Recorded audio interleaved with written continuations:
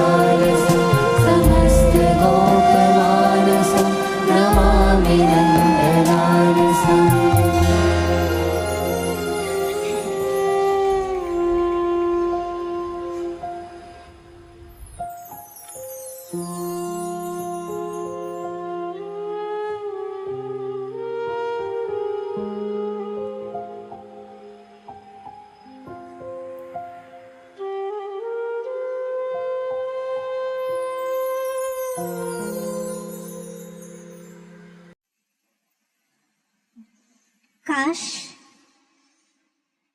वो गुरु पूजा जल्दी आए, जब ये माइक यहाँ नहीं, यहाँ महाराज जी के दिव्य आसन के पास लगे और महाराज जी की वो दिव्य वाणी बरस बरस जाए, जिसके लिए हम सब तरस गए हैं। और ये सृष्टि, ये धरती, ये आकाश एक ही जयघोष से गूंज उठे।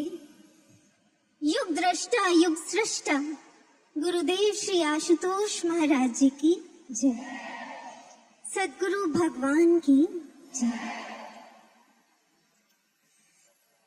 आज मैं शुरुआत महाराज जी की ही एक पंक्ति से कर रही हूँ, जो महाराज जी ने अपनी दिव्य वाणी में गुरु पूजा पर ही कही थी। ये हूबहू गुरु महाराज जी के दिव्य वचन है। महाराज जी ने कहा, एक गुरु होते हैं जो हमारे कान फूंकते हैं, पर जो आध्यात्मिक गुरु होते हैं, जो सतगुरु होते हैं, वो हम में प्राण फूंकते हैं। आप में से किस किस को लगता है कि हम महाराज जी के द्वारा कहे गए इन शब्दों के जीते जागते प्रमाण हैं कि महाराज जी हम में प्राण फूंकते हैं? कैसे?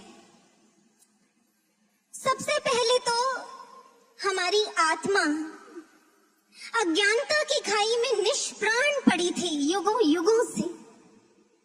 श्री गुरु महाराज जी ने ब्रह्म ज्ञान देकर हम में नव चेतना के प्राण फूके।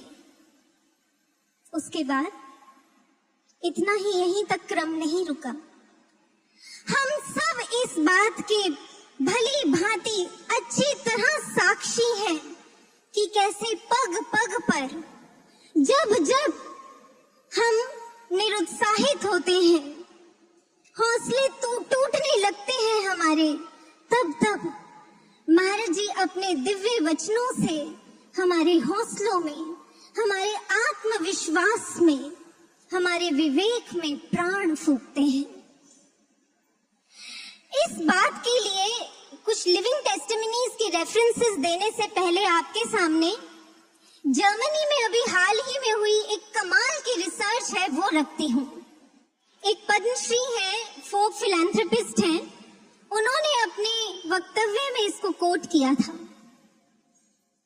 वो कहते हैं कि जर्मनी के जो साइंटिस्ट्स हैं उन्होंने ये पाया है, ये रिसर्च की है कि यदि एक व्यक्ति कोमा में है और आपकी सारी थेरेपीज, सारी मेडिसिन्स उसकी चेतना लौटाने में फेल हो चुकी हैं, तो उन साइंटिस्ट्स का ऐसा कहना है कि आप पता कीजिए कि उस व्यक्ति की मातृभाषा क्या है और फिर उसके कान में उस मातृभाषा का उच्चारण कीजिए।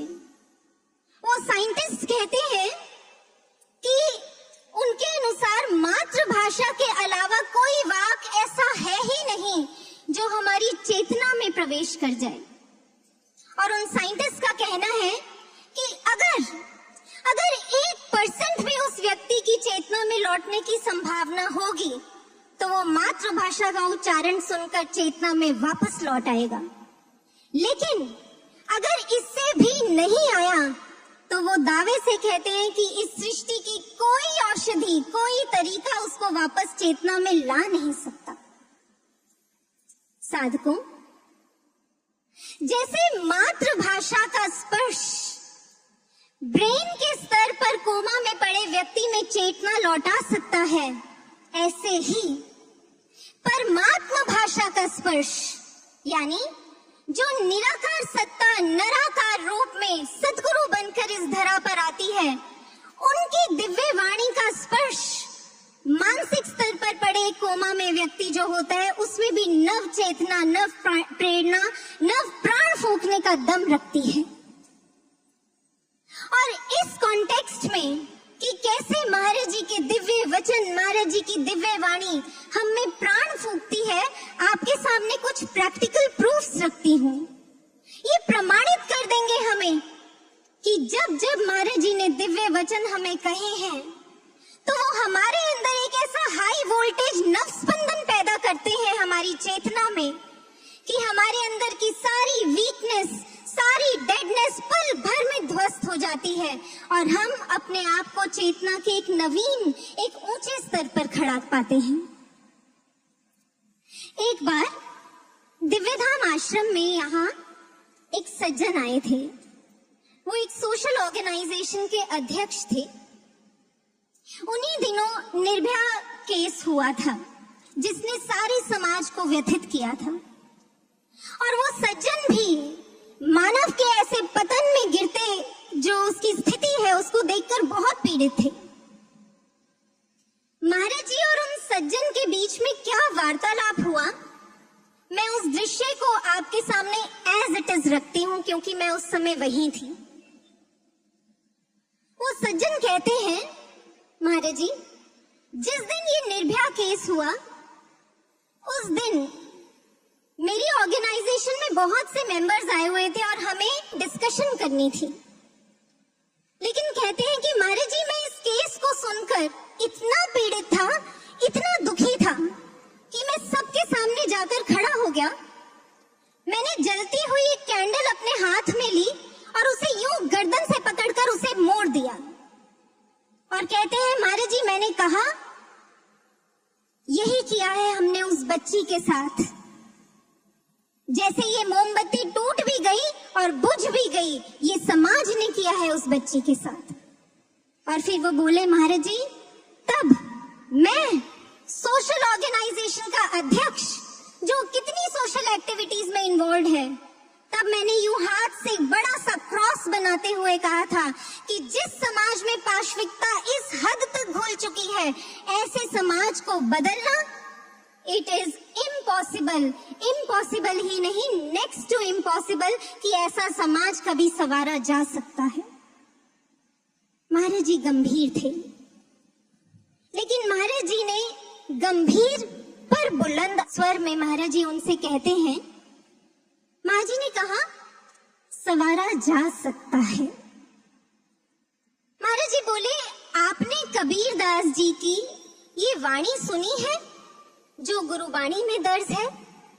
वो वाणी सुनाई महाराज जी ने।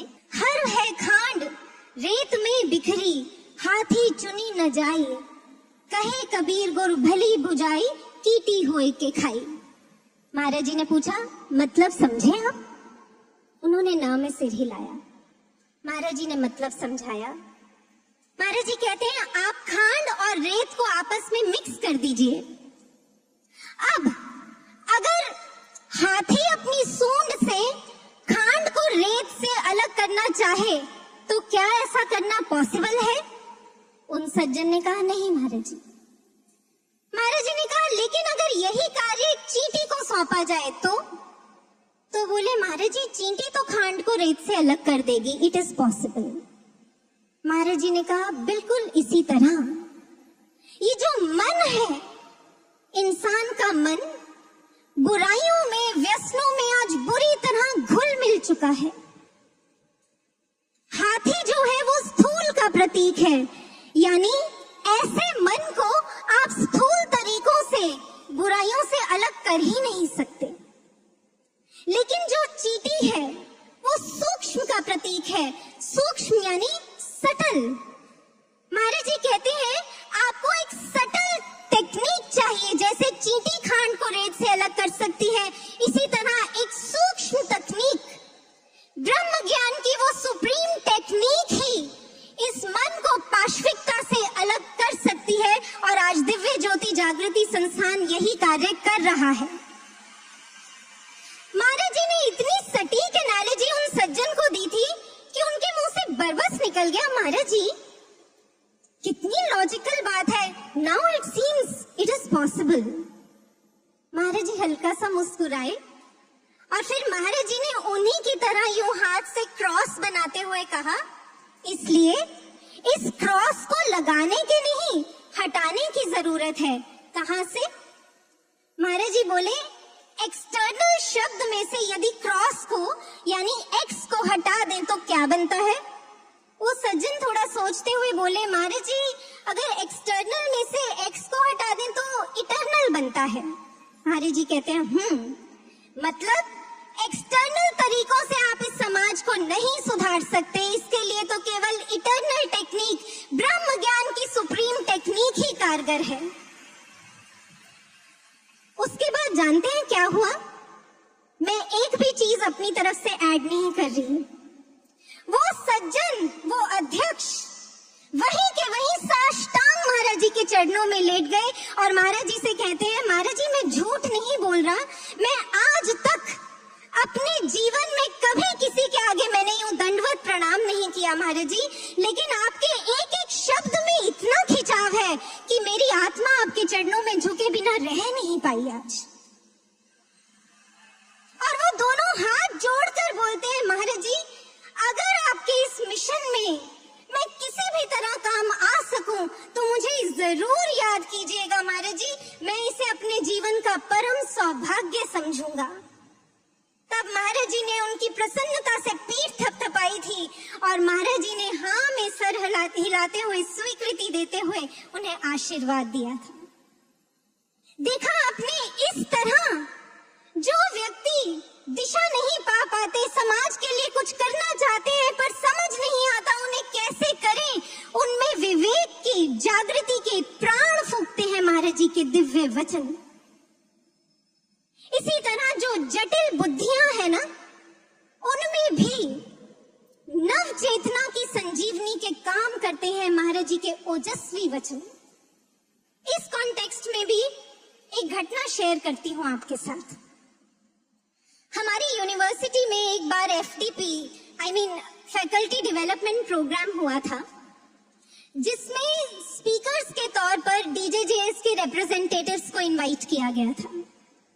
और उस प्रोग्राम में यूनिवर्सिटी के डीन, डायरेक्टर, सारे डिपार्टमेंट्स के HODs, फैकल्टी मेंबर्स और स्टाफ वहां बैठे थे। जो स्पीकर थी महाराज जी की शिष्या, उन्होंने कंक्लूडिंग नोट में अपनी टॉक के कुछ रेफरेंसेस देने शुरू किए कि कैसे महाराज जी कहते हैं कि जो अध्यात्म है, अध्यात्म का विज्ञान है, वो आपको एक ऊंचे पेडेस्टल पर लाकर खड़ा कर देता है। इसके लिए उन दीदी ने महाराज जी की ये बात कही। उन्होंने कहा कि जो डार्विन हुए हैं उनकी साइंस कहती है सर्वाइवल ऑफ द फिटेस्ट, लेकिन महाराज जी कहते हैं अध्यात्म की science makes you fit for survival. जैसे ही उन्होंने ये बात कही, एक HOD थे जो उसी ग्रुप में बैठे थे और वो अध्यात्म गुरु इनको लेकर काफी नाक मुंह सिकोड़ते थे। वो बैठे बैठे ही वहां से बोले, वाओ, माइंड ब्लोइंग थॉट। इतने में ही उन दीदी ने महाराज जी की दूसरी बात रख दी। वो दीदी कहती हैं कि जो न्यूटन था उसने देखा सेब नीचे गिरा है तो उसका चिंतन इस दिशा में चला गया कि आखिर कौन सी शक्ति ने इस सेब को नीचे गिराया, और इस दिशा में चिंतन करते हुए उसने लॉ ऑफ ग्रेविटेशन डिस्कवर कर दिया। लेकिन महाराज जी कहते हैं, उन दीदी ने कहा, महाराज जी कहते हैं कि अगर न्यूटन इस बात पर चिंतन कर लेता कि कौन सी शक्ति ने सेब को उस डाल से जोड़ कर रखा है, तो वो लॉ ऑफ लाइफ डिस्कवर कर लेता। आप मानेंगे, जैसे ही महाराज जी के ये शब्द कोट किए गए, वो HOD इस बार अपनी चेयर से खड़े ही हो गए और बोले, मैंने अपने 60 साल के एकेडमिक करियर में ऐसी प्रोफाउंड एनालिसिस नहीं सुनी। आप अभी के अभी ब्रह्म ज्ञान के लिए मेरा नाम एनरोल कर लीजिए। मैं आपको बताना चाहती हूँ, ये HOD जो थे, इन्होंने एक बार आकर मुझे ये कहा था, क्योंकि वो जानते थे कि मैं सद्गुरु महाराज जी की शिष्या हूँ। तो उन्होंने एक बड़े टॉन्टिंग वे में ये मुझे कहा था कि ये जो गुरु को मानते हैं ना लोग, मैं सच कहता हूँ, जो ब्रेन के हमारे 2 पार्ट्स है ना, लेफ्ट और राइट, ये गुरु मानने वालों में उनके राइट ब्रेन में नथिंग इज राइट और उनके लेफ्ट ब्रेन में नथिंग लॉजिकल इज लेफ्ट। बाद में यही HOD थे, जब इन्होंने ब्रह्म ज्ञान लिया, ये मेरे पास आए और इन्होंने एडमिट किया, कहते हैं मैं गलत था। टुडे आई वांट टू से कि महाराज जी को जो अपने जीवन में जो महाराज जी की शरण में चला जाता है, फिर Maharaj ji makes our right brain perfectly right and allows nothing illogical to be left in the left brain. और फिर उन्होंने कहा कि मैं आज कहता हूं कि महाराज जी का ब्रह्म ज्ञान हमें वाइज बनाता है और लाइफ में राइज कराता है। साधकों, ऐसे भरते हैं हम में विवेक, हमारे विवेक में प्राण महाराज जी के दिव्य वचन। और इस बात के तो शायद हम सबके पास सैकड़ों प्रमाण होंगे कि जब जब हमारे उत्साह को, हमारे हौसलों को इन तूफानों ने इनका दम तोड़ने की कोशिश की है, तब महाराज जी के ओजस्वी वचनों ने हमें उत्साह में हमारे प्राण फूके हैं। एक बार एक परिवार यहाँ महाराज जी के दर्शन करने आए, ब्रह्म ज्ञानी फैमिली थी। उनमें जो माँ थी वो अपनी बेटी के लिए बोली, महाराज जी हमारे घर में जो बड़े बुजुर्ग हैं ना, उन्होंने ब्रह्म ज्ञान नहीं लिया और वो ये ज्योतिष विद्या, हस्तरेखाओं की विद्या, इसमें बड़ा विश्वास रखते हैं। और महाराज जी उन्होंने इसकी भी हाथ दिखाया था एक ज्योतिषी को। तो ज्योतिषी बोलता है महाराज जी कि इसके हाथ में तो सफलता की कोई रेखा ही नहीं है। तो उन्होंने पूछा, महाराज जी क्या ये ज्योतिष विद्या, हस्तरेखा की विद्या, ये सब होता है? महाराज जी कहते हैं, हाँ, ये भी एक तरह का विज्ञान है। जैसे ही ये सुना, उन दीदी का, उन बहन का चेहरा मुरझा गया और वो बोली, महाराज जी फिर तो जो इसके भाग्य में लिखा होगा वही इसे मिलेगा।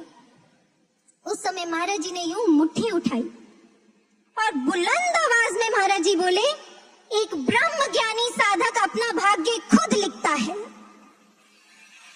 याद रखना, जो विद्या तुम्हारे पास है, महाराज जी यूं दोनों हाथ करते हुए बोले, उसके सामने संसार की सारी विद्याएं फेल हैं। और महाराज जी फिर बोले, जाकर कह देना उस ज्योतिषी से कि हमारे गुरु ने हमारी सारी बाई हाथ की रेखाएं बदल दी हैं। साधकों, कितने ही प्रमाण हम ले आए आपके सामने, ये कम ही पड़ेंगे। सच में महाराज जी हमारी हस्त रेखाओं को बदल दिया करते हैं। आपने पिग्मेलियन इफेक्ट के बारे में सुना होगा। पिग्मेलियन इफेक्ट एक साइकोलॉजिकल फिनोमिनन है। ये कहता है your high expectations from someone can help him improve his performance. यानी अगर आप किसी से ऊंची आशाएं रखते हैं तो आपकी उस व्यक्ति के प्रति जो ऊंची आशाएं हैं वो उसमें मोटिवेशन तो भर सकती है, लेकिन आप उन आशाओं को पूरा करने का सामर्थ्य उस व्यक्ति में नहीं भर सकते, पर सद्गुरु भगवान भर सकते हैं और महाराज जी आज ऐसा कर रहे हैं। श्री औरोबिंदो का मैंने एक कोट एक जगह पढ़ा है।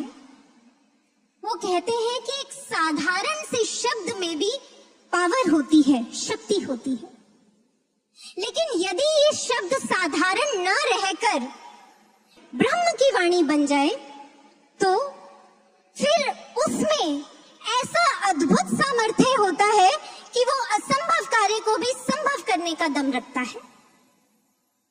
इस कॉन्टेक्स्ट में एक बड़े कमाल का, एक मार्के का उदाहरण हमें अंगुलीमाल के जीवन से मिलता है। महात्मा बुद्ध की शरण में आने के बाद अंगुलीमाल एक बार कहीं जा रहा था। उसने देखा एक जगह पेड़ के नीचे एक स्त्री भयंकर प्रसव पीड़ा से जूझ रही थी। शिशु का जन्म हो नहीं पा रहा था और ऐसा लगता था कि जैसे वो पीड़ा उस स्त्री के प्राण ले डालेगी।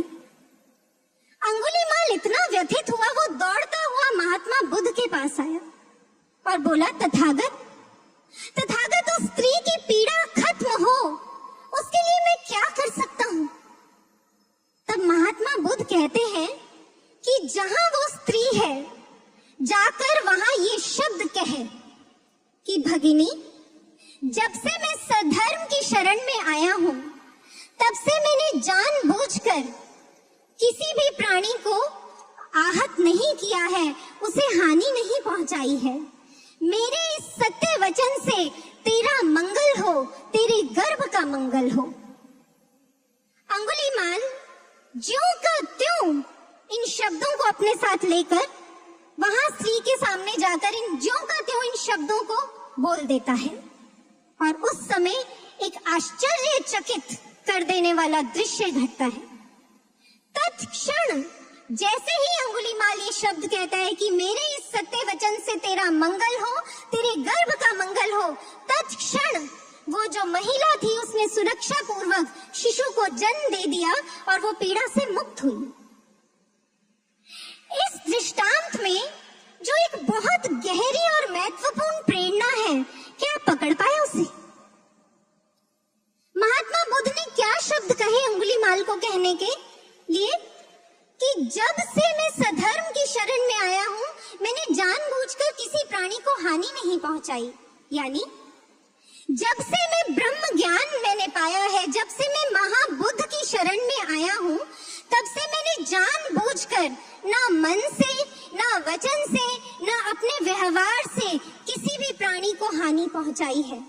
और मेरे इस सत्य वचन से सोचिए, वो अंगुलीमाल, खूंखार अंगुलीमाल, जिसकी सोच में, कर्म में हिंसा बैठ चुकी थी, वो कहता है कि मेरे इस सत्य वचन से तेरा मंगल हो। और जैसे ही उसने ये शब्द कहे, उन शब्दों में सत्यता की इतनी शक्ति थी कि सृष्टि को वो करना पड़ा जो कहा गया। कहते हैं कि जब अंगुलीमाल महाबुद्ध की शरण में आया था, उस दिन से उसने अपने ऊपर इतना कड़ा श्रम किया था, ऐसी सच्ची साधना करके उसने अपने आप को गहरा साधा था। उसने श्वास श्वास में गुरु के लिए तप किया था।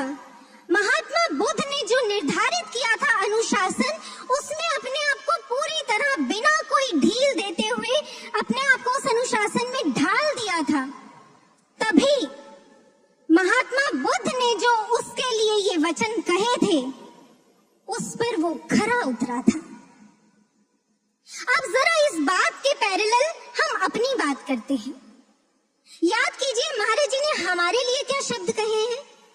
मैगजीन में चेक कीजिएगा, 2010 गुरु जो दिव्य शांति महोत्सव हुआ था, ये जनवरी एडिशन में छपा है 2011 के, आप पढ़ना। 2010 दिव्य शांति महोत्सव में महाराज जी ने ये आशीर्वचन हमारे लिए कहे। आप चाहे तो तूफानों का रुख मोड़ सकते हैं। इस युग को बदलना, कलयुग को सतयुग में परिणत करना आपके हाथ में है। साधकों, ये सतगुरु भगवान के वचन हैं। इनमें वो सामर्थ्य है कि इस असंभव लगने वाले कार्य का संभव होना निश्चित है।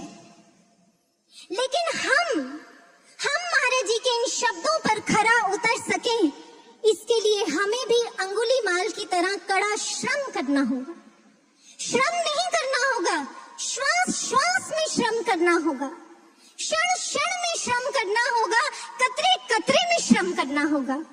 अपने आप को पूर्णतः अनुशासन में ढालना होगा। महाराज जी ने एक बार हमसे पूछा था, अनुशासन में रहने का मतलब क्या होता है? हमें उत्तर देना नहीं आया।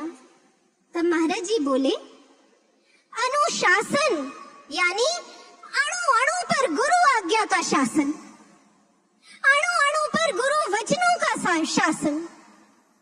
साधकों, शर्त लगा लीजिए, अगर हमारे अणु अणु पर गुरु वचनों का शासन हो जाए तो फिर हम ऐसा श्रम कर जाएंगे कि हमारा कतरा कतरा हमारे महाराज जी के लिए, उनके मिशन के लिए शिद्दत से जी कर जाएगा।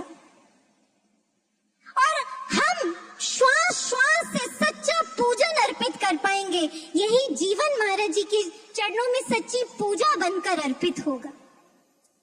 लेकिन क्योंकि परीक्षा काल है, इसलिए दुखों के, परेशानियों के, परीक्षाओं के जो तूफान हैं, वो हमारे श्रम को कम करने में, मध्यम करने में, इसका दम तोड़ने में पूरी तरह कटिबद्ध हैं।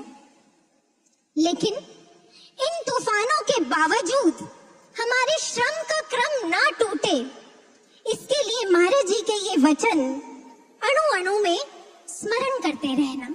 कौन से? ये वचन महाराज जी ने अभी हाल ही में गुरु बहन के अनुभव में 2 बार उसके अनुभव में आकर कहे हैं। महाराज जी ने कहा, मानव जीवन की सबसे बड़ी हानि ना तो धन की हानि है, ना सांसारिक उपलब्धियों की हानि है। महाराज जी गंभीर स्वर में बोलते हैं कि मानव जीवन की सबसे बड़ी हानि है समय की हानि।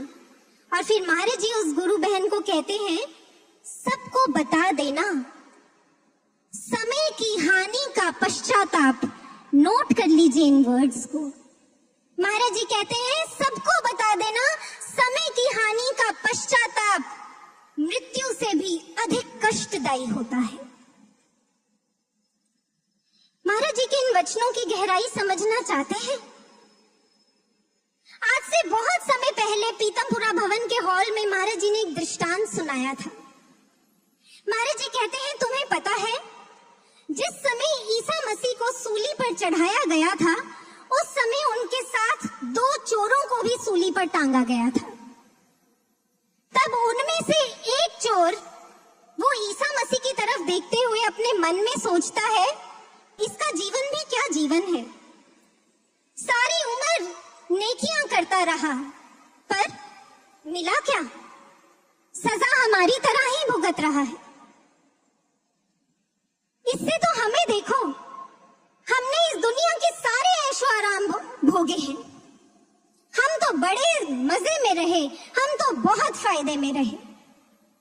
और ये सोचकर वो जोर से एक अट्टहास करता है। वहीं जो दूसरा चोर था, उसके मन में क्या चल रहा होता है? वो जब जीसस को, ईसा मसीह को देखता है, तो उसके मन में आता है उन विभूति के लिए, कहता है, आज पीड़ा और कष्ट तो हमें भी इसके जैसा मिल रहा है, लेकिन काश हमारा नाम भी इसके बंदों में शामिल होता, क्योंकि आज ये मरकर भी नहीं मरेगा और हमें 7वें नरक में भी स्थान नहीं मिलेगा। और जैसे ही उसके अंदर ये विचार उस महान विभूति के लिए आया, महाराज जी ने कहा उसको वो फल प्राप्त हुआ जो ऋषियों, मुनियों, तपस्वियों को हजारों हजारों साल की तपस्या के बाद भी नहीं मिलता। सिर्फ एक विचार कि काश काश मेरा नाम इसके बंदों में शामिल होता। साधकों, सतगुरु तो अपनी कृपा करने में कोई कमी करते नहीं, उसको तो वो गति मिली। लेकिन जरा उस चोर की उस समय, जिस समय उसके प्राण जाने वाले थे, उस समय जरा उसके अंदर की स्थिति को अगर हम सोच कर देखें, मृत्यु के कष्ट से अधिक उसको ये अफसोस सालता रहा कि मैं इसके बंदों में शामिल नहीं हो सका, और वो इस अफसोस को लेकर तड़प तड़प के मर गया। लेकिन वो कुछ कर नहीं सकता था क्योंकि समय उसके हाथ से निकल गया था। इसलिए महाराज जी ने कहा कि समय की हानि का जो कष्ट होता है, जो पश्चाताप का कष्ट होता है, वो मृत्यु से भी अधिक पीड़ादायी होता है। क्यों पीड़ादायी होता है? क्योंकि ये जो समय की हानि है, अगर हमारे हाथ से ये समय चला गया तो साधकों सिर्फ समय नहीं जाएगा, समय के साथ साथ हमारा बहुत कुछ चला जाएगा। कितना जाएगा उसका अनुमान लगाना तो संभव नहीं है, पर मेजरली 2 लॉसेस आपके सामने मेंशन करती हूँ कि अगर ये समय हमारे हाथ से चला गया, समय की हानि हो गई, तो हमारी कैसी हानि होगी। 2 लॉसेस रखती हूँ आपके सामने। लॉस नंबर 1, अगर ये समय हमारे हाथ से चला गया तो फिर जिनके लिए हम जीने आए हैं इस धरती पर, जिनको पाने आए हैं इस धरती पर, ना तो उनकी शरण में आने के बावजूद हम उनको पा पाएंगे और ना ही उनके सच्चे शिष्यों की सूची में हमारा नाम शामिल हो पाएगा। एक बार एक गुरु बहन ने अनुभव में देखा कि महाराज जी एक बड़े से हॉल में खड़े हैं, उनके सामने साधक शिष्य बैठे हैं।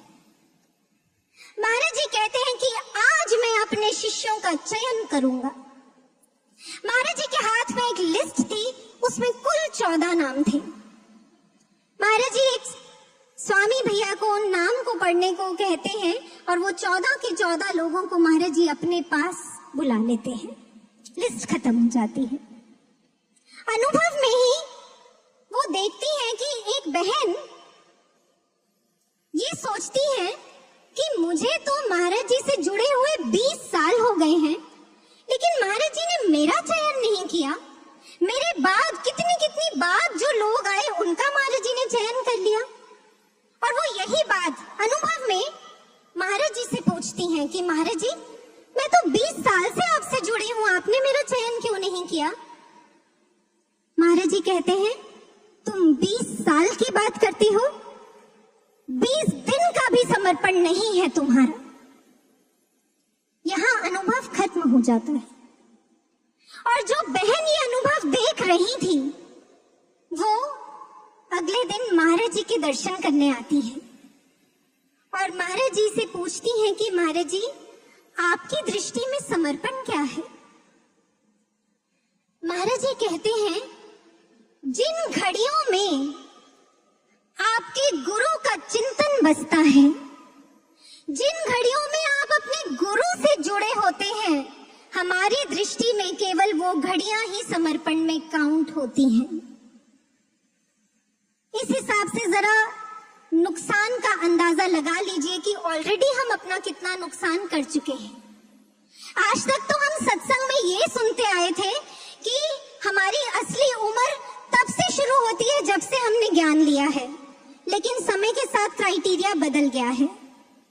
महाराज जी की दृष्टि में हमारे वो सांसें जीवन में सार्थक काउंट है, या लगा लीजिए हमारा उतना ही जीवन काउंट किया जाएगा जितनी सांसों में हम महाराज जी से जुड़े।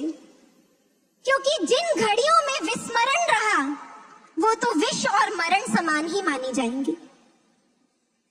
ये पहला लॉस कि ना महाराज जी की शरण में आने के बाद उनके बन पाएंगे, ना उनके सच्चे शिष्य कहला पाएंगे।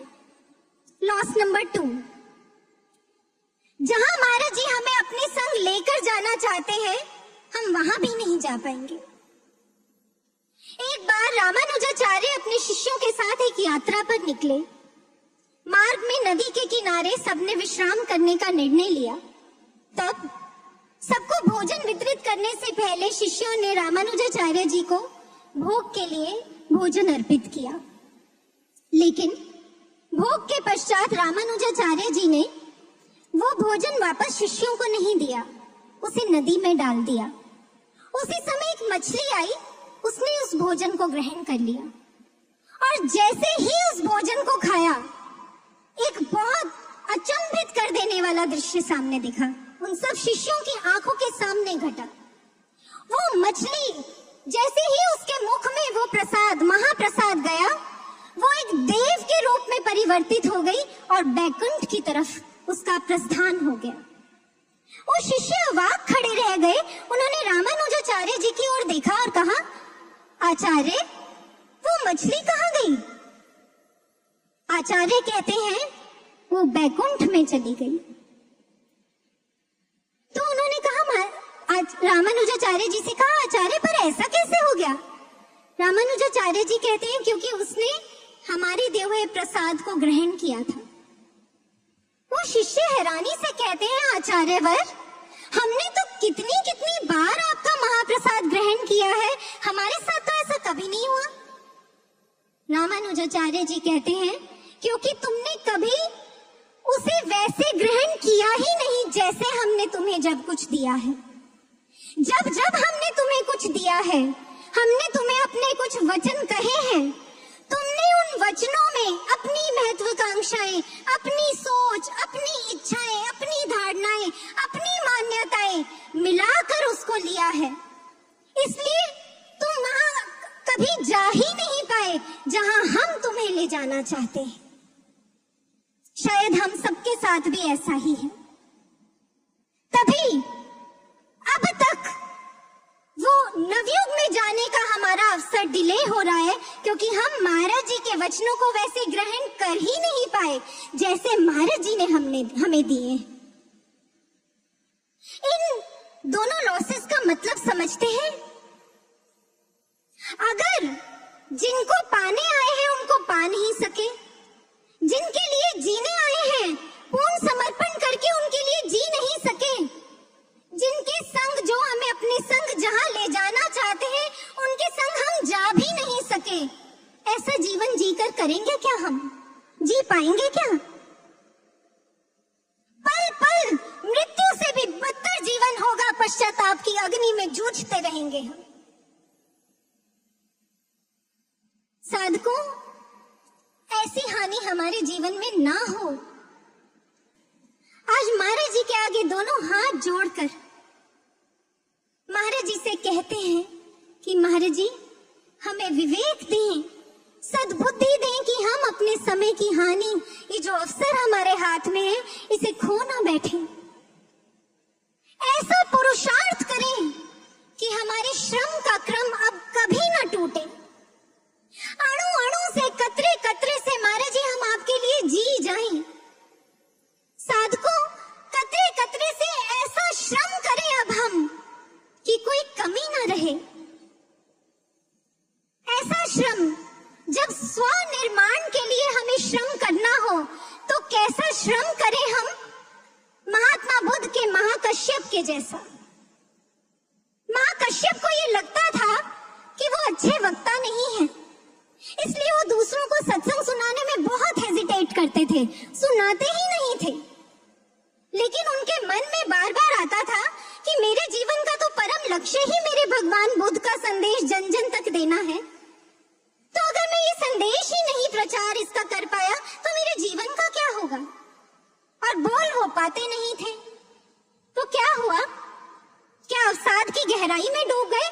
श्रम करना छोड़ दिया ये सोचकर कि मैं कुछ कर नहीं सकता, मैं किसी लायक नहीं। नहीं, उन्होंने से बोलकर अपने महाबुद्ध के प्रचार में सहयोग नहीं दे सकता, तो महात्मा बुद्ध के अनुशासन में अपने आप को ढालकर अपने आचरण से मूक भाषा में प्रचार करूंगा। और कहते हैं कि महाकश्यप ने उस समय ऐसा दृढ़ संकल्प धारण किया, ऐसी तप की, उसने एक मुहिम छेड़ दी, शंखनाद कर दिया, दिन रात अपने आप को कड़े श्रम में झोंक दिया, साधना सुमिरन महाबुद्ध का जो अनुशासन था पोर पोर से अपने आप को उसमें ढाल दिया।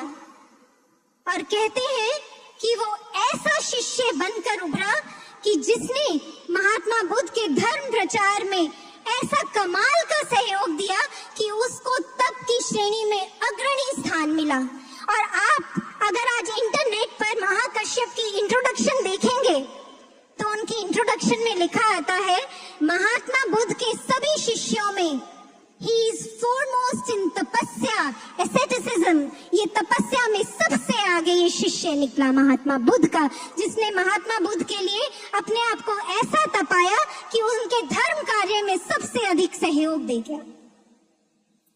ये तो हुआ स्वनिर्माण के लिए हमें कैसा श्रम करना चाहिए। और अगर विश्व कल्याण के लिए श्रम की बात करें तो फिर कतरे कतरे से हम महाराज जी के मिशन के लिए ऐसे जी जाएं कि फिर हम महाराज जी की दिव्य लीलाओं के क्या बन जाएं? क्या बन जाएं? एक बार एक गुरु बहन के अनुभव में वो महाराज जी से अपने अनुभव में कहती हैं कि महाराज जी, कितना बड़ा सौभाग्य है हमारा कि हम आपकी दिव्य लीलाओं के साक्षी बने हैं। वो कहती है कि महाराज जी, हमने उस घड़ी को भी देखा है जब आपने समाधि धारण की, और हम जल्द ही उस घड़ी के भी साक्षी बनेंगे जब आप समाधि से वापस लौट आएंगे।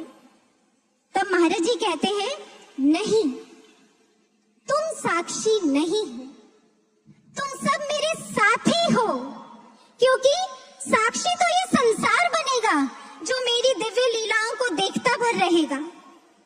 तुम तो मेरे सहयोगी हो जो मेरी दिव्य लीलाओं में पूर्ण रूप से अपना दायित्व निभा कर जाएंगे। इसलिए ऐसा श्रम करें हम कि हम महाराज जी के दिव्य लीलाओं के साक्षी नहीं, साथी बनकर जाएं।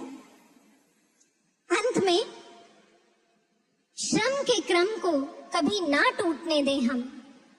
महाराज जी के तीन शब्द हैं जो महाराज जी ने हमसे कई कई बार कहे हैं, उनके विषय में कहकर अपनी वाणी को विराम दूंगी।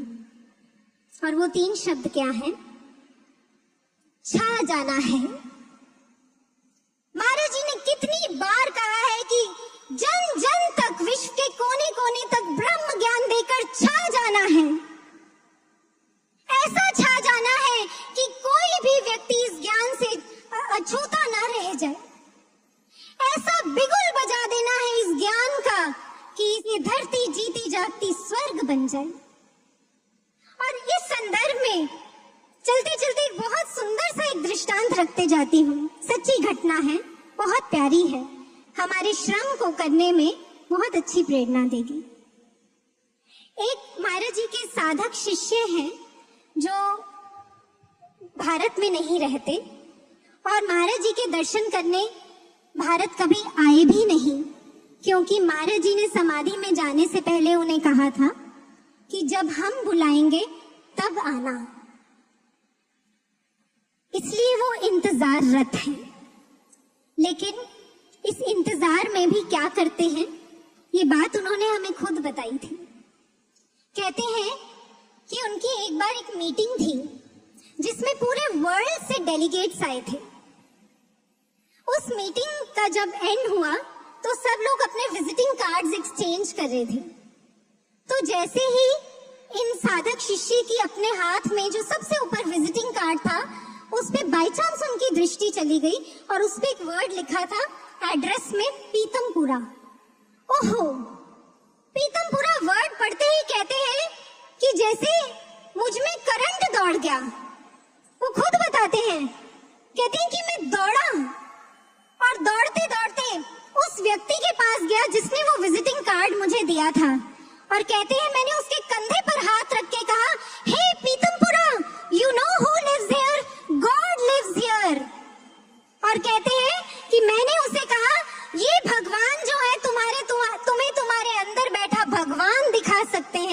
इसलिए जाओ, इन भगवान की शरण में जाकर अपने अंदर वाले भगवान का दर्शन करो और इस सारे संसार को बता दो इस धरा पर इस युग का भगवान आया है। साधकों, हम भी ऐसे जुनून के साथ छा दें महाराज जी को, हमारे कतरे कतरे में हमारे अंदर महाराज जी छा जाएं और इस विश्व के कतरे कतरे में कोने कोने में महाराज जी का मिशन छा जाए। जब हम ऐसा करेंगे तो मैं निश्चित तौर पर कहती हूँ हमारा जीवन महाराज जी की सच्ची पूजा बनेगा। और ऐसी पूजा को जब हम महाराज जी के चरणों में अर्पित करेंगे, महाराज जी पल भर भी रुक नहीं पाएंगे, उसी क्षण अपनी समाधि से लौट कर आएंगे और उस दिन बनेगी हमारे जीवन की सबसे बड़ी गुरु पूजा। इसी प्रेरणा के साथ, इसी प्रार्थना के साथ आइए एक बुलंद जय घोष महाराज जी के चरणों में अर्पित करें। बोलिए सद्गुरु भगवान की जय, सच्चे दरबार की जय।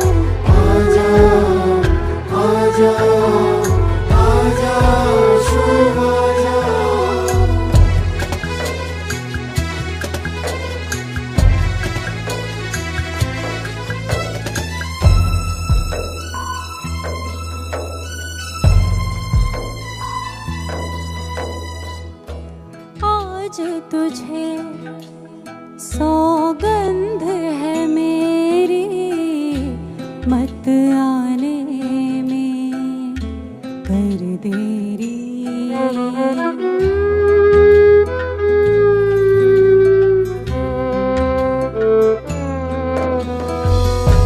आज तुझे सौगंध है मेरी, मत आने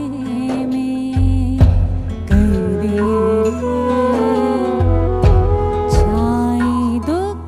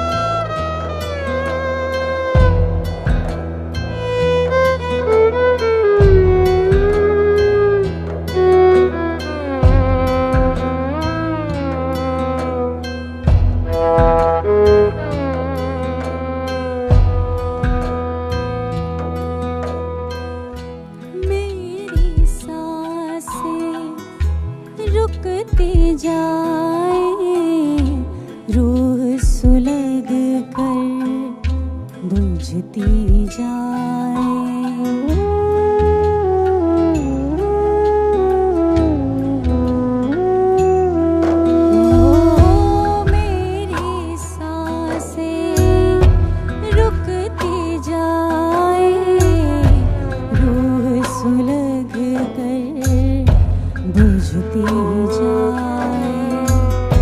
तुझ बिन खुद को भूल गए जो, तुझ बिन खुद को भूल गए जो, हम तेरे दीवाने वो हैं। आजा आशु तुझ बिन मेरे प्राण अधर पर आने को है। आजा आशु तुझ बिन मेरे प्राण अधर पर आने को है। पत्थर की भी आँखें नम हो, इस दिल में अफसाने वो हैं। आजा आजा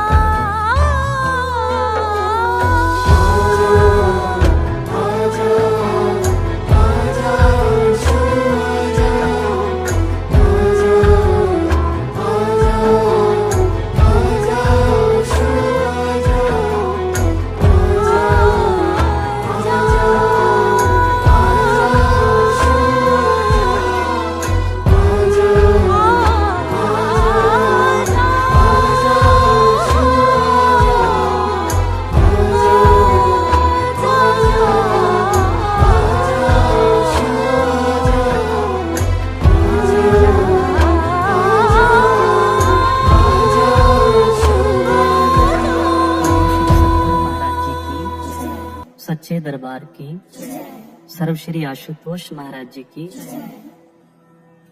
आज से लगभग 2000 वर्ष पहले इटली के पोम्पेई शहर में एक भयानक तूफान आया और इस तूफान से अपने प्राणों की रक्षा के लिए सभी नगरवासी इधर उधर भागने लगे। लेकिन अफसोस, इस दुखद घटना में अनेक लोग मारे गए। इस घटना के सैकड़ों वर्षों बाद जब पुरातत्व विभाग ने उस नगर की खुदाई कार्य का प्रारंभ किया, तो वहां पर एक किले के मलबे के नीचे उन्हें एक मानव कंकाल प्राप्त हुआ। उस कंकाल को देखने से यह स्पष्ट प्रतीत हो रहा था कि वह कंकाल एक पहरेदार का था, जो तूफान के समय भी बड़ी मुस्तैदी से अपने कंधे पर बंदूक रखकर पहरा देता रहा और उसी स्थिति में उस किले के मलबे के नीचे दबकर उसकी मृत्यु हो गई। आज भी उस मानव कंकाल को बंदूक के समेत उस किले के खंडर के बाहर एक शीशे की अलमारी में सजाकर रखा गया है और उसके नीचे ये स्पष्ट लिखा हुआ है कि यह किले का वह सेवादार है जिसने अपने कर्तव्य को पूरा करने के लिए अपने प्राणों को भी न्यौछावर कर दिया। सज्जनों, यह घटना एक सेवक के सेवा भाव को दर्शाती है, जो हर परिस्थिति में अपने सेवा कार्य के लिए तत्पर रहता है। हम सभी इस अध्यात्म मार्ग पर चल रहे हैं और इस मार्ग पर सेवा का विशेष महत्व है, या यूं कहें कि इस मार्ग को बिना सेवा के पार करना असंभव सा है। जब जब वो परम शक्ति पूर्ण गुरु के रूप में इस धरा पर अवतरित होती है, तब तब वो अपने महान लक्ष्य को पूरा करने के लिए साधारण जनमानस का भी आह्वान करती है। और सज्जनों, वो शक्ति सर्वसमर्थ है, लेकिन हम सभी के कल्याण के लिए वो हमारा चयन करती है, हमें सेवा का अवसर प्रदान करती है। एक बार आदि गुरु शंकराचार्य जी गंगा नदी के अंदर स्नान कर रहे थे। स्नान करते हुए अचानक ही उन्हें प्यास लगी और उन्होंने नदी के तट पर खड़े अपने सेवक को अपने पास बुलाया और गंगा जल की मांग की। वो सेवक फटाफट कुटिया से एक पात्र लेकर आया और गंगा जल से भरकर गुरुदेव को अर्पित कर दिया। आदि गुरु शंकराचार्य जी ने उस जल का पान कर अपनी प्यास को शांत किया। इस सारी घटना को नदी के तट पर खड़े कुछ लोग देख रहे थे और उनमें से एक व्यक्ति ने जैसे ही आदि गुरु शंकराचार्य जी गंगा नदी से बाहर आए तो उस व्यक्ति ने आदि गुरु शंकराचार्य जी से प्रश्न किया कि आप स्वयं गंगा नदी के अंदर थे, आपके चारों ओर गंगा जल था, फिर आपने अपने शिष्य से गंगा जल की मांग क्यों की? आदि गुरु शंकराचार्य जी बोले, यह सत्य है कि मैं गंगा जल का पान स्वयं कर सकता था, लेकिन गुरुदेव प्रत्येक सेवा के साथ प्रत्येक सेवा को प्रदान कर अपने शिष्य का कल्याण करना चाहते हैं। गुरु भक्तों, जिस प्रकार एक विशाल सागर को पार करने के लिए एक विशाल और उत्तम तकनीक से बना जहाज चाहिए, ठीक इसी प्रकार इस भवसागर को पार करने के लिए सेवा ही एक ऐसा साधन है और हम सभी उस सेवा के साथ ही इस भवसागर को पार कर सकते हैं। जब जब भी इस धरा पर वो पूर्ण शक्ति अवतरित हुई, तब तब स्वयं देवी देवता और गंधर्व भी उस गुरु सत्ता की सेवा करने के लिए लालायत हो उठे। सिख इतिहास में एक घटना का वर्णन आता है कि एक बार भाई लहना जी बड़ी दुविधा में पड़ गए। कारण था कि जब भी वो सुबह गुरु आश्रम की सफाई करने के लिए जाते तो पाते कि सफाई तो कोई पहले ही कर गया है, लेकिन आखिर कौन? इस प्रश्न को लेकर वो सभी सेवादारों के पास गए तो एक सेवादार ने बताया कि उन्होंने सुबह सुबह एक देवी तुल्य महिला को गुरु दरबार की सफाई करते हुए देखा है। इन्हीं जिज्ञासाओं के साथ भाई लहना जी ने सारी रात जागने का निर्णय लिया और उस रात्रि अंतिम पहर में अचानक ही शुभ शगुन होने लगे। चारों ओर भीनी भीनी सुगंध फैल गई और अचानक ही आकाश से एक देवी श्री गुरु नानक देव महाराज जी के दरबार में उतरी और अपनी साड़ी के पल्लू से वो गुरु आश्रम की सफाई करने लगी। भाई लहना ये दृश्य देखकर आश्चर्यचकित हो गए, हैरान हो गए और वो उस देवी के पास जाकर बोले कि आप कौन हैं और इस प्रकार ये सफाई कार्य क्यों कर रही हैं? वह देवी बोली कि पूर्ण गुरु के श्री चरणों की महिमा ही इतनी महान है कि जिस स्थान पर पूर्ण गुरु के श्री चरण पड़ जाते हैं उस स्थान पर स्वयं देवी देवता भी सेवा करने के लिए आते हैं। वहाँ सेवा कर देवी देवताओं को भी शक्ति मिलती है और उनका देवत्व सुरक्षित होता है। सज्जनों, गुरुदेव अपनी सेवा के साथ ही अपने शिष्य को अपनी प्रसन्नता प्रदान करते हैं। एक बार महात्मा बुद्ध जी से एक शिष्य ने पूछा कि जब एक सेवक पर गुरुदेव प्रसन्न होते हैं तो उसे क्या प्रदान करते हैं? महात्मा बुद्ध बोले, सेवा। जब गुरु अपने शिष्य पर प्रसन्न होते हैं तो उसे सेवा प्रदान करते हैं, उसके लिए सेवाओं के अंबार लगा देते हैं, उसकी झोली सेवा से भर देते हैं। और सज्जनों, हमारे सभी धार्मिक शास्त्रों ने, हमारे सभी धार्मिक ग्रंथों के अंदर एक शिष्य द्वारा की जाने वाली गुरु की सेवा को 3 भागों में विभक्त किया गया है, तनुजा, मनुजा और वित्तजा। जानी तन की सेवा, मन की सेवा और धन की सेवा। संसार के अंदर जब हम दृष्टिपात करें तो यह तन, मन और धन ही हमारे बंधन का कारण है। इसी से हम संसार के प्रति आसक्त होते हैं, संसार की ओर आकर्षित होते हैं और हम अनेक प्रकार के बुरे कर्म कर जाते हैं। इन आंखों से चाहते या ना चाहते हुए भी हम अनेक गलत दृश्य देख लेते हैं। इन कानों से निंदा, चुगली इत्यादि बुरे वचनों को सुनते हैं और आवेश में आकर इस मुख द्वारा किसी को कटु शब्द बोल देते हैं। अपने मन के अंदर किसी के प्रति ईर्ष्या, द्वेष आदि विचारों को लाकर अपने मन को दूषित कर लेते हैं। और सज्जनों, हम किसी भी प्रकार का व्यवसाय क्यों ना कर रहे हों, हमारे कमाए हुए धन में मिलावट आ ही जाती है। इसलिए गुरुदेव अपने शिष्य के कल्याण के लिए उसके तन, मन, धन को सदैव सेवा में लगाता है। महापुरुषों ने बड़ा सुंदर कहा है, तन पवित्र सेवा किए, धन पवित्र किए दान, मन पवित्र हरि भजन से होए त्रिविध कल्याण। आइए इसको थोड़ा विस्तार से समझने का प्रयास करते हैं। सबसे पहले प्रकार की सेवा है तन की सेवा। तन की सेवा जानी जैसे जोड़ा घर, जल घर, पंडाल को व्यवस्थित करने की सेवाएं इत्यादि।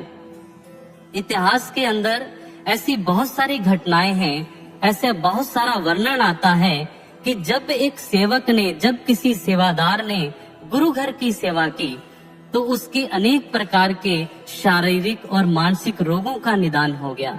और केवल मात्र इतिहास की घटनाएं ही नहीं, श्री गुरु महाराज जी के इस पावन दरबार के अंदर ऐसे बहुत सारे उदाहरण हैं, ऐसी बहुत सारी घटनाएं हैं। काफी समय पहले एक पति पत्नी नूरमहल आश्रम में सेवा के लिए आया करते थे। कुछ समय बाद उनके बेटे का विवाह हुआ और वो अपनी बहू को भी साथ लेकर आश्रम के अंदर सत्संग के लिए आने लगे, उसे सत्संग सुनाने लगे। सत्संग को श्रवण कर और अपनी सास की प्रेरणा को पाकर बहू ने भी मासिक भंडारे पर स्थायी सेवा के लिए अपना नाम अंकित करवाने की इच्छा जाहिर की। उस बहू का नाम सेवा के लिए अंकित करवाया गया और एक स्वामी जी ने उस बहू की सेवा बर्तन मांजने की निर्धारित की। जैसे ही उस बहू को अपनी सेवा का पता लगा तो उसे कोई प्रसन्नता नहीं हुई। उसके मन के अंदर अनेक प्रकार के विचार उठने लगे। मेरी सेवा तो पंडाल के अंदर होनी चाहिए थी, मेरी सेवा का स्वामी जी ने सही निर्धारण नहीं किया, मुझे उपयुक्त स्थान पर सेवा नहीं मिली। क्योंकि वो इस बात से अनजान थी कि सेवा का निर्धारण कोई स्वामी जी, कोई साध्वी बहन नहीं, बल्कि सेवा का निर्धारण स्वयं श्री गुरु महाराज जी करते हैं। लेकिन अपनी अज्ञानता के कारण उसने उस सेवा कार्य को प्रारंभ नहीं किया। एक बार उस परिवार को श्री गुरु महाराज जी के चरण स्पर्श करने का सौभाग्य प्राप्त हुआ। श्री गुरु महाराज जी ने परिवार के प्रत्येक सदस्य से उसके द्वारा की जाने वाली सेवाओं के विषय में पूछा और उस बहू को कहा कि तू क्यों सेवा नहीं करती, तू भी सेवा किया कर, बर्तन मांजने की सेवा किया कर। लेकिन अपने बुरे संस्कारों के कारण उसे श्री गुरु महाराज जी की बात भी समझ नहीं आई।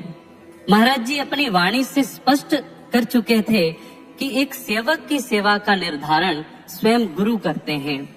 कुछ समय बाद उस बहू को एक चर्म रोग हो गया। अनेक प्रकार के डॉक्टरों से दवा लेने के बाद भी उसका चर्म रोग दूर नहीं हुआ, बल्कि दिन प्रतिदिन बढ़ता गया। हालात इतने बदतर हो गए कि बिना किसी की सहायता से बेड से उठ पाना भी उसके लिए दूभर हो गया। और इन्हीं दिनों उनकी सास नूरमहल आश्रम के अंदर महाराज जी के दर्शनों के लिए पहुंची और जैसे ही वो सास महाराज जी के समक्ष पहुंची, श्री गुरु महाराज जी उसकी सास की आंखों में तैरते हुए आंसुओं को देखकर बोले, तू रो क्यों रही है? उस सास ने अपनी बहू की सारी व्यथा को श्री गुरु महाराज जी के समक्ष रख दिया। महाराज जी गंभीर होकर बोले, तेरी बहू का एक ही इलाज है, बर्तन मांजने की सेवा। सास ने घर आकर जैसे ही बहू को श्री गुरु महाराज जी का संदेश दिया, उस बहू को आत्मग्लानि हो उठी। उसकी आंखों से पश्चाताप के आंसू बहने लगे। उसके कानों में महाराज जी द्वारा कहे हुए वो दिव्य वचन स्पष्ट गूंजने लगे, तो भी सेवा किया कर, बर्तन मांजने की सेवा। और इसके बाद उस बहू ने नूरमहल आकर बर्तन मांजने की सेवा प्रारंभ की और जैसे जैसे उसने बर्तनों की सफाई की, वैसे वैसे उसका चर्म रोग दूर हो गया। सज्जनों, गुरुदेव तो हमारे जीवन में भविष्य में आने वाले अनेक प्रकार के रोग, अनेक प्रकार की समस्याएं, अनेक प्रकार के कष्टों के निवारण के लिए हमें सेवा प्रदान करते हैं, लेकिन हम ही अज्ञानतावश ये समझ नहीं पाते। इसलिए जब भी हमें गुरु दरबार में तन की सेवा करने का अवसर प्राप्त हो तो हमें तन की सेवा अवश्य करनी चाहिए। और दूसरे प्रकार की सेवा है मन की सेवा। मन की सेवा माने अपने मन को श्री गुरु चरणों से जोड़कर रखना, सदैव ही ध्यान साधना में अपने मन को लगाना, अपने गुरु और गुरु के दिव्य मिशन के प्रति श्रेष्ठ चिंतन करना। इस मन की सेवा के विषय में हम सभी को समझना अत्यंत आवश्यक है। एक बार श्री गुरु महाराज जी कुछ साधक शिष्यों के पास बैठे हुए थे। महाराज जी ने उन सभी पर कृपा दृष्टि डालते हुए उनसे पूछा, अच्छा बताओ तो सबसे विशेष सेवा कौन सी होती है? किसी ने धन की सेवा तो किसी ने तन की सेवा को विशेष बताया। महाराज जी मुस्कुराकर बोले, नहीं, सबसे विशेष सेवा है मन की सेवा। अगर मन नहीं होगा तो तन की सेवा कैसे करोगे? अगर मन ही नहीं होगा तो धन की सेवा कैसे करोगे? इसलिए अपने मन को सदैव गुरु चरणों से जोड़कर रखो, तभी आजीवन इस मार्ग पर चल पाओगे, तभी आजीवन गुरु दरबार की सेवा कर पाओगे। और सज्जनों, तीसरी सेवा है धन की सेवा। धन के विषय में, दान के विषय में संत कबीरदास जी बड़ा सुंदर कहते हैं, ज्यों जल बाड़े नाव में, घर में बाड़े दाम, दोनों हाथ उलीचिए, यही स्यानो काम। संत कबीरदास जी कहते हैं कि जैसे नाव के अंदर आया हुआ अत्यधिक जल नाव को डुबोने का कारण बन जाता है, इसलिए घर में जो अत्यधिक कोष है, जो अत्यधिक धन है, वो हमारे पुण्य कर्मों को डुबोने का कारण बन जाता है। इसलिए अपने धन को सदैव सेवा कार्यों से जोड़कर रखो। हमारे सभी धार्मिक ग्रंथों में सेवा की महानता को दर्शाया गया है, सेवा के महत्व को बताया गया है। जहाँ स्कंद पुराण के अंदर अपनी आय का 10वां हिस्सा 10% सेवा कार्यों में दान देने के लिए बताया गया, वहीं संत तिरुवल्लुवर अपनी रचना तिरुकुरल के अंदर अपनी आय का 1/4 भाग यानी कि 25% सेवा कार्यों में लगाने की प्रेरणा देते हैं। हमारे सभी गुरु साहिबान भी अपनी आय का 10वां हिस्सा सेवा कार्यों में गुरु दरबार के अंदर अर्पित करने के लिए हम सभी को प्रेरणा देते हैं। महाभारत के अंदर भी जब यक्ष ने युधिष्ठिर से अनेक प्रकार के प्रश्न किए, तो उसमें एक प्रश्न यह भी था कि एक मरणासन व्यक्ति का सर्वोत्तम मित्र और परम सहायक कौन होता है? युधिष्ठिर बोले कि एक मरणासन व्यक्ति का जो परम मित्र है, जो परम सहायक है, वो जीवन के अंदर दिया गया दान है, क्योंकि दान ही हमारे साथ चलता है, दान ही हमारे कल्याण का कारक बनता है। और सज्जनों, सेवा करते हुए कभी कभी हमारे मन के अंदर अनेक प्रकार के विचार शुरू हो जाते हैं। हम किसी सेवा की तुलना किसी दूसरी सेवा से करते हैं, एक सेवा को छोटा और दूसरी सेवा को बड़ा बताने लगते हैं। लेकिन गुरु दरबार की सेवा कभी भी छोटी बड़ी नहीं होती, सारी सेवाएं समान होती हैं। स्वयं श्री गुरु महाराज जी ने सेवादारों को संबोधित करते हुए अनेक बार कहा है, सेवा तो सेवा होती है, किसी सेवा के साथ छोटी सेवा या बड़ी सेवा का लेबल नहीं लगाया जा सकता। मेरे लिए तो जोड़ा घर में सेवा कर रहे सेवादार की सेवा उतनी ही महान है जितनी कि मंच पर सत्संग सुनाने की सेवा कर रहे प्रचारक की सेवा।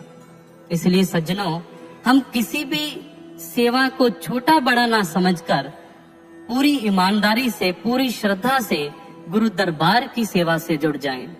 इसी बात को स्वामी राम तीर्थ जी अपने शब्दों में कहते हैं कि गुरु दरबार के नगण्य कोनों के अंदर सेवा करना, छिपे हुए कोनों के अंदर सेवा करना उतनी ही महान है जितनी कि भव्य और सुंदर केंद्रों के अंदर सेवा।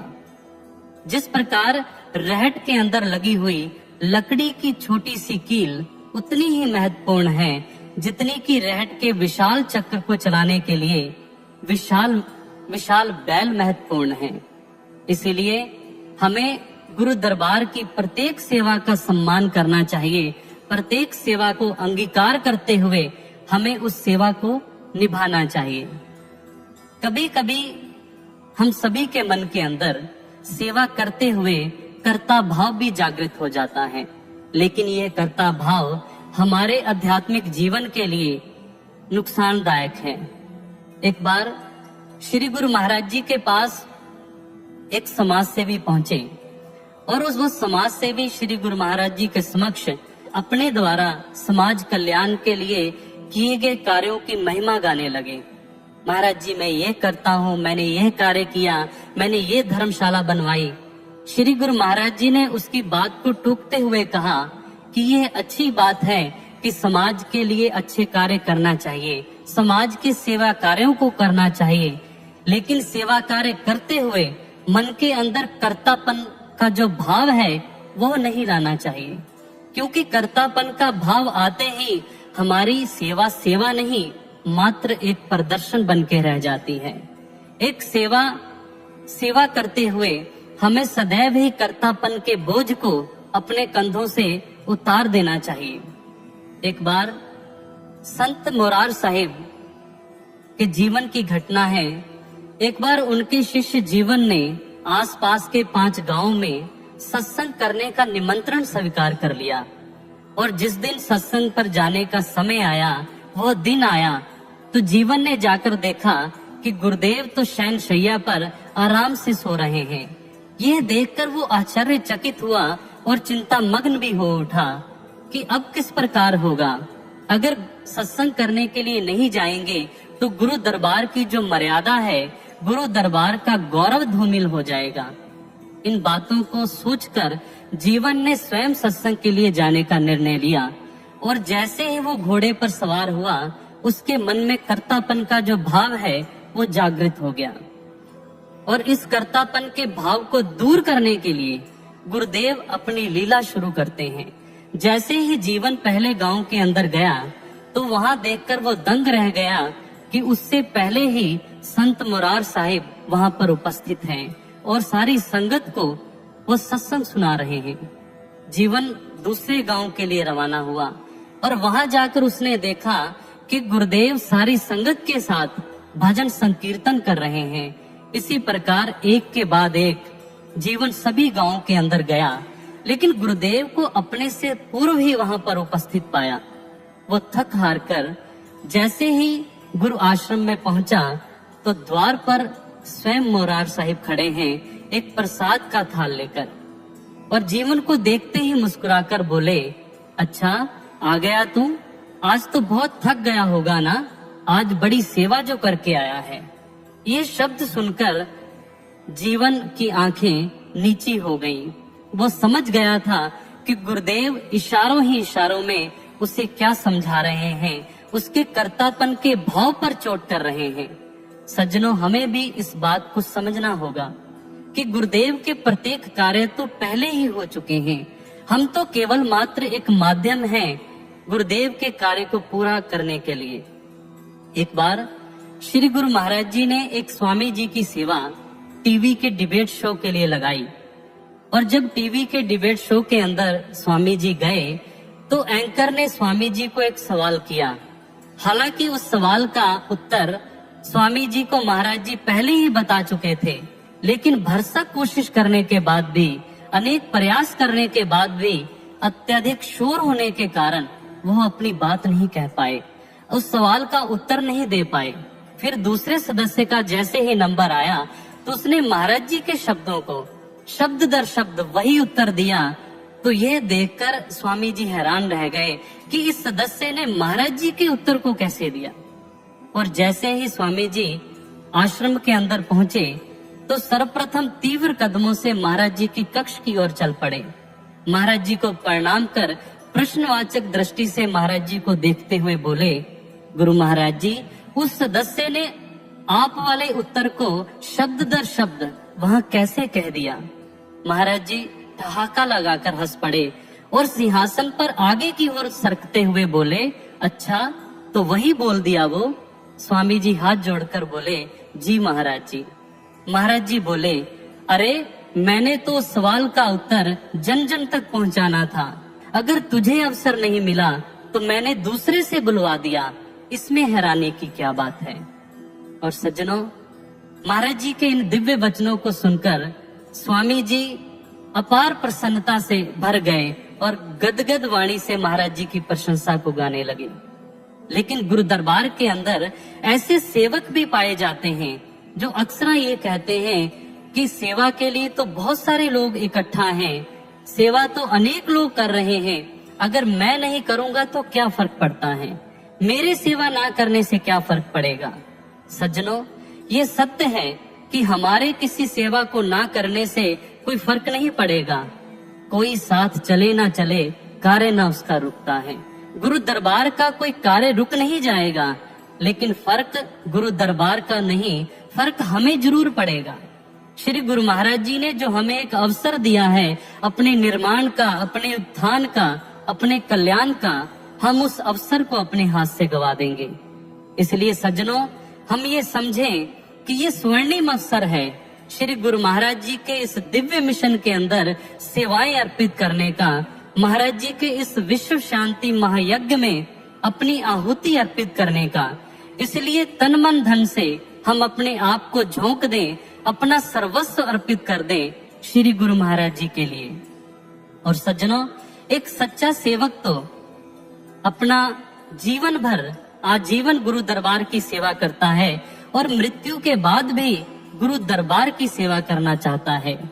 संत ज्ञानेश्वर बड़े सुंदर शब्दों में कहते हैं कि मैं जीवन भर तो गुरु की सेवा करूंगा ही, और मृत्यु के बाद भी अपने पंचभूत शरीर की माटी को उस भूमि में मिला दूंगा जहां गुरु के पावन श्री चरण पड़ते हो।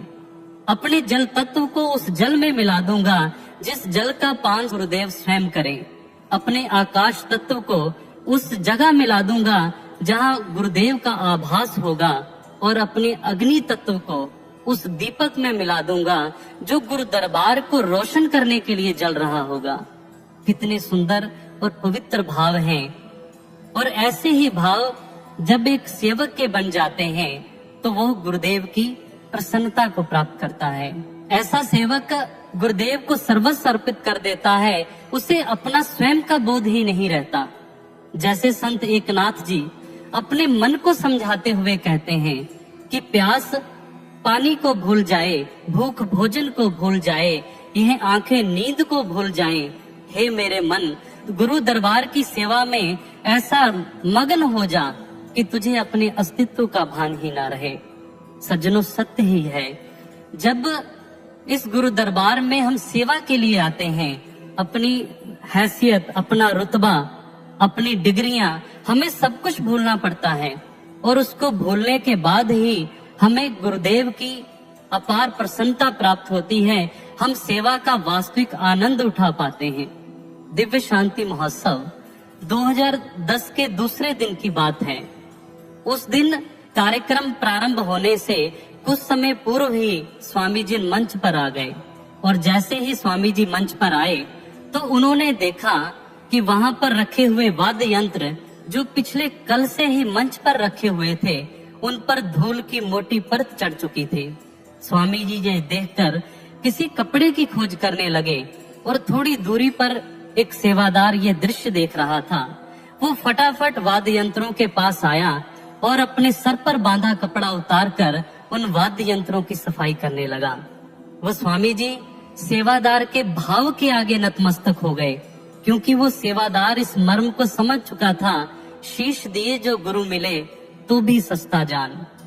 एक सेवादार तो सेवा के लिए हर समय आतुर रहता है, जिस प्रकार श्री हनुमान जी प्रभु श्री राम के सेवा कार्य के लिए आतुर रहते थे। आइए इस आतुर शब्द को समझने का प्रयास करें।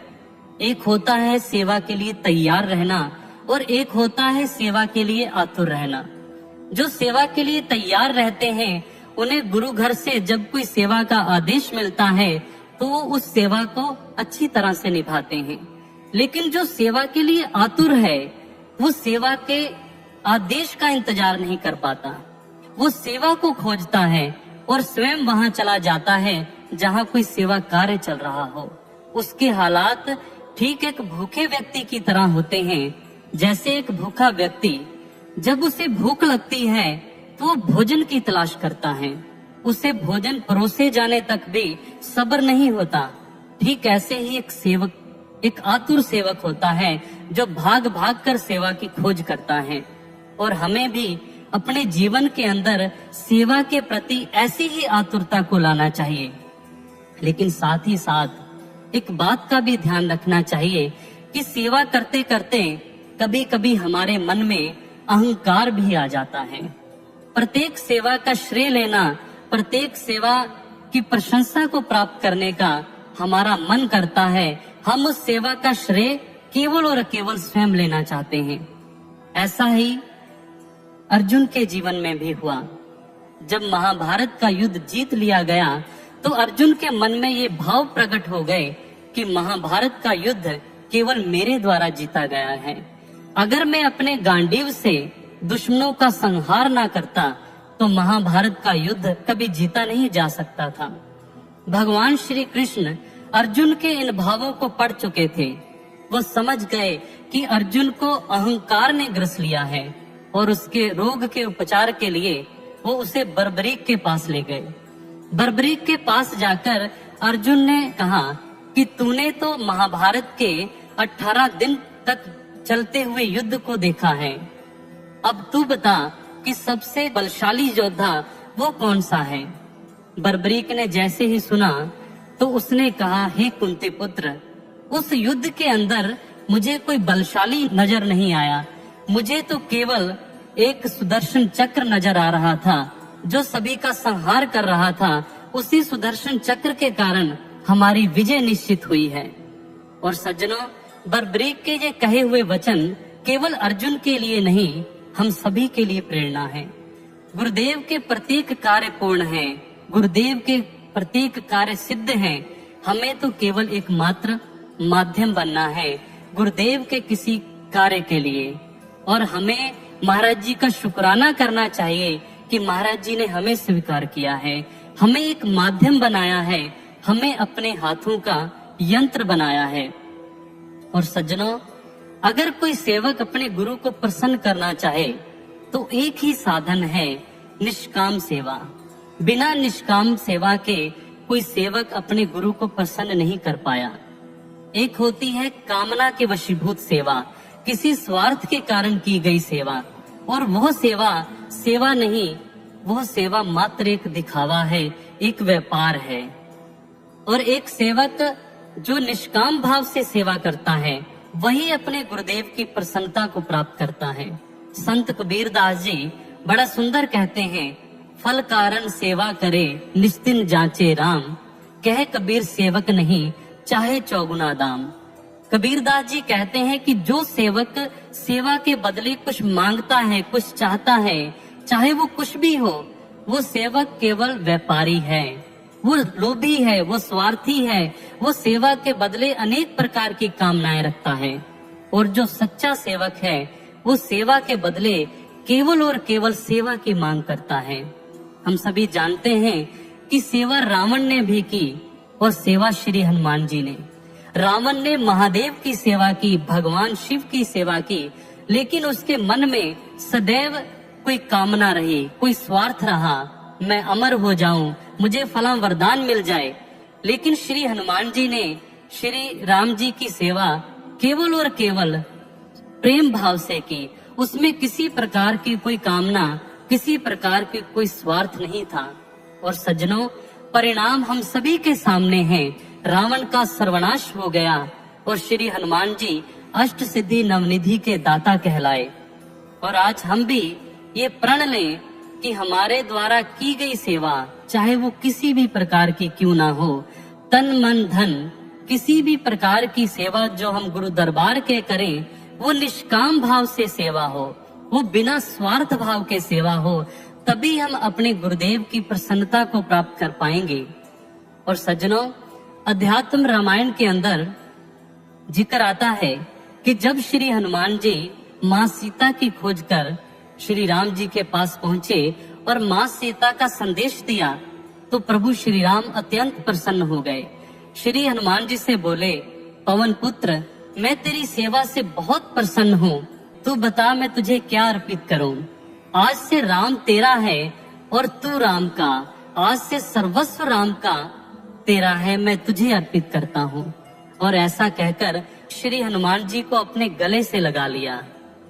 और सज्जनों, हम भी ऐसी प्रार्थना करें, हम भी ऐसा प्रयास करें कि सेवा करते करते हम भी सेवा रूप हो जाएं, हमें भी श्री गुरु महाराज जी की प्रसन्नता प्राप्त हो जाए, हम भी सच्चे सेवादार कहलाएं। और अंत में इन्हीं चंद पंक्तियों को कहते हुए मैं अपनी वाणी को यहीं पर विराम दूंगा। सेवक का सम्मान है सेवा, शिष्य का कल्याण है सेवा, बड़े भाग्य से मिलती है ये, साधक का उत्थान है सेवा। हर कठिन परीक्षा का फल है, भक्तों की भक्ति का फल है, गुरुदेव का महाप्रसाद है ये, हर लेती सब अवसाद है ये। हर रोग शोक के शमन हेतु महा औषधि समान है सेवा, बड़े भाग्य से मिलती है ये, साधक का उत्थान है सेवा, बड़े भाग्य से मिलती है ये, साधक का उत्थान है सेवा। बोलिए सर्वश्री आशुतोष महाराज जी की। वो आएंगे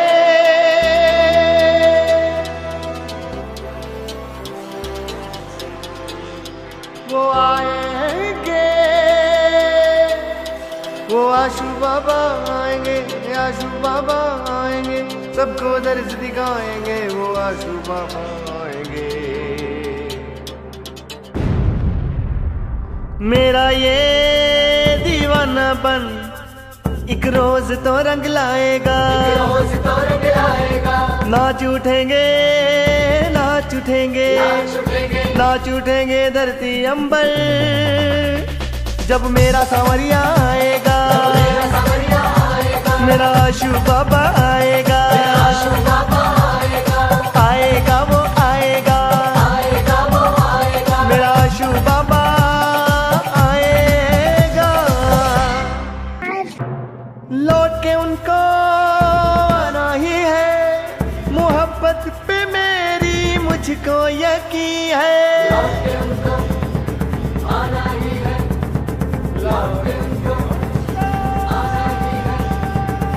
लौट के उनको आना ही है, मोहब्बत पर अपनी हमको यकीन है। सजेंगी जिस पर मोहब्बतें महफिल, यकीन है हमें वो यही ज़मीं है। फिर से बहेंगी मस्त हवाएं, चेहरा वो जब दिखलाएगा, जब मेरा सांवरिया जब मेरा सांवरिया आएगा, तो मेरा आशु बाबा आएगा, आएगा वो आएगा, मेरा आशु बाबा आएगा। नूर महल में नूर बहेगा, लगेंगे यहाँ पर फिर से वो मेले, सभी इसके हो जाएंगे, दुनिया के तज झूठे झमेले, मोहब्बत का पैगाम लेकर के वो बीच हमारे आएगा, वो आएगा वो आएगा, जगिए खुशी मनाएगा, जब मेरा सांवरिया आएगा।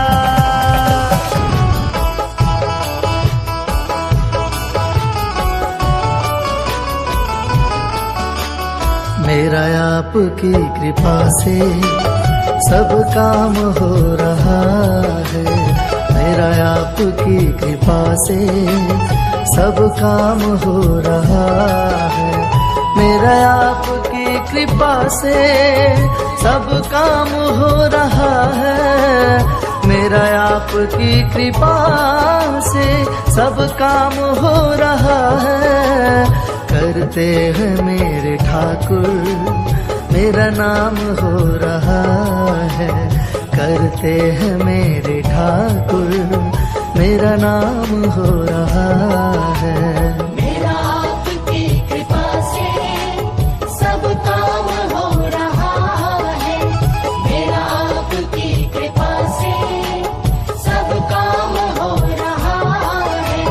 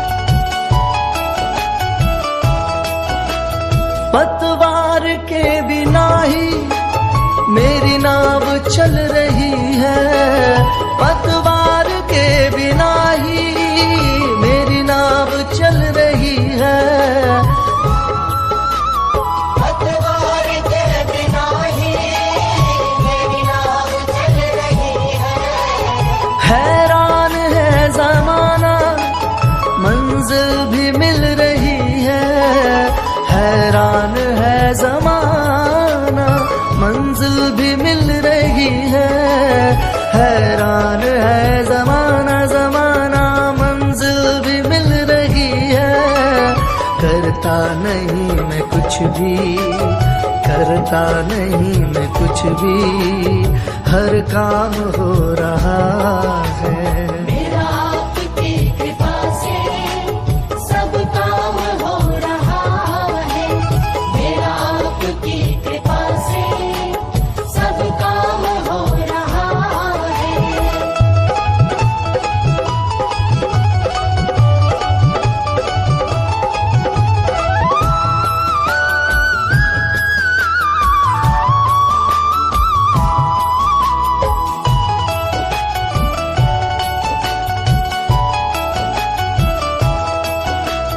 मैं तो नहीं हूँ काबिल, तेरा पार कैसे पाऊं।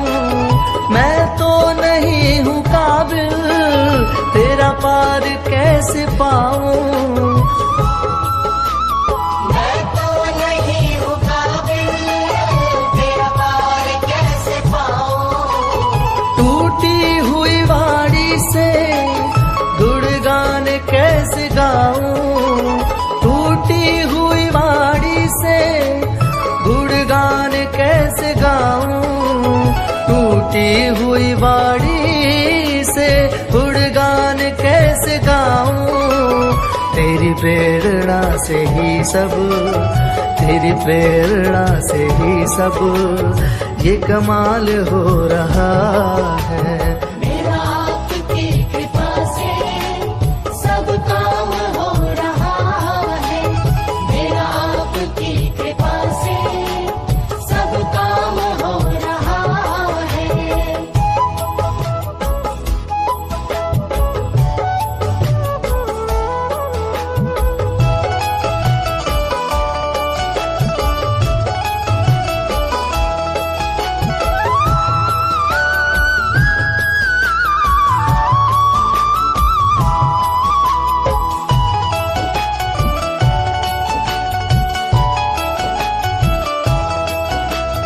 तुम साथ हो जो मेरे, किस चीज की कमी है।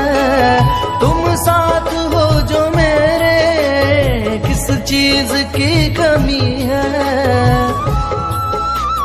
तुम साथ हो जो मेरे, किस चीज की कमी है। किसी और चीज की अब दरकार भी नहीं है। किसी और चीज की अब दरकार भी नहीं है।